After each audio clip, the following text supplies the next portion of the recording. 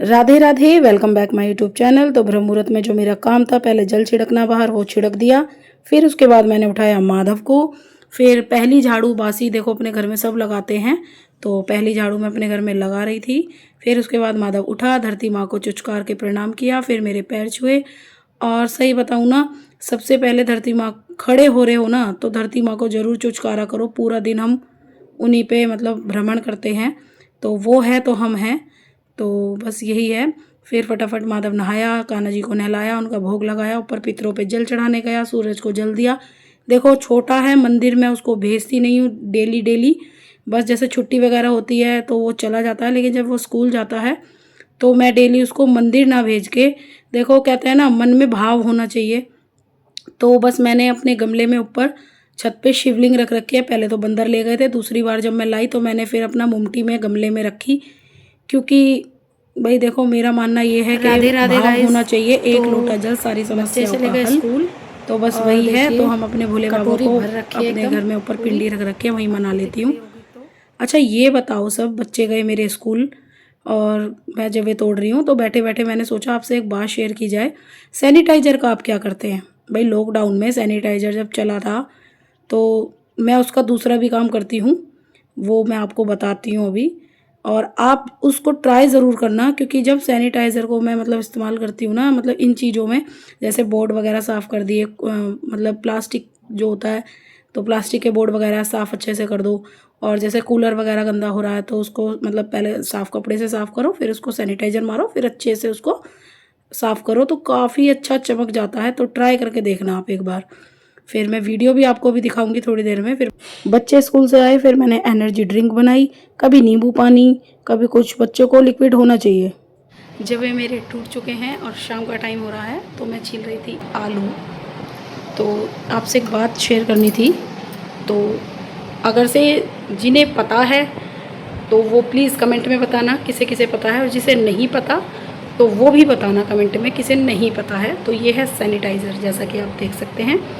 तो ये सैनिटाइज़र का पता मैं क्या करती हूँ, वीडियो भी बनाऊंगी अभी थोड़ी देर में। पहले मैं आलू वगैरह छील लूँ, पर ये सामने था, क्योंकि एक हफ़्ता, 8 दिन, 10 दिन, भाई 15 दिन भी हो जाते हैं, तो हमारी ये इस तरीके से हो जाती है, ठीक है। तो मैं क्या करती हूँ, इसे हल्का सा छिड़क के और कपड़ा मार देती हूँ, तो काफ़ी अच्छा हो जाता है।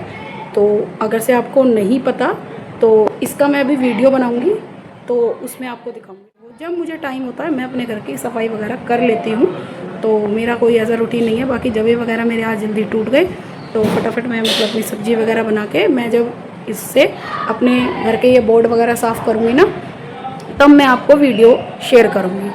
राधे राधे, मिलते हैं थोड़ी देर में। आप इस बोर्ड को देखिए, ये मेरे मतलब लॉबी का बोर्ड है, और ये मेरे किचन का, ये मेरे कमरे का, देखिए आप इसकी हालत। और अब मैंने थोड़ा सा इसे छिड़का।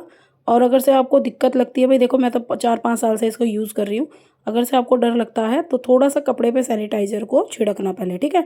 कपड़े पे ले लेना, अगर से बोर्ड पे डर लगता है तो कपड़े में छिड़कना, और उसके बाद उसको अच्छे से रफ करना।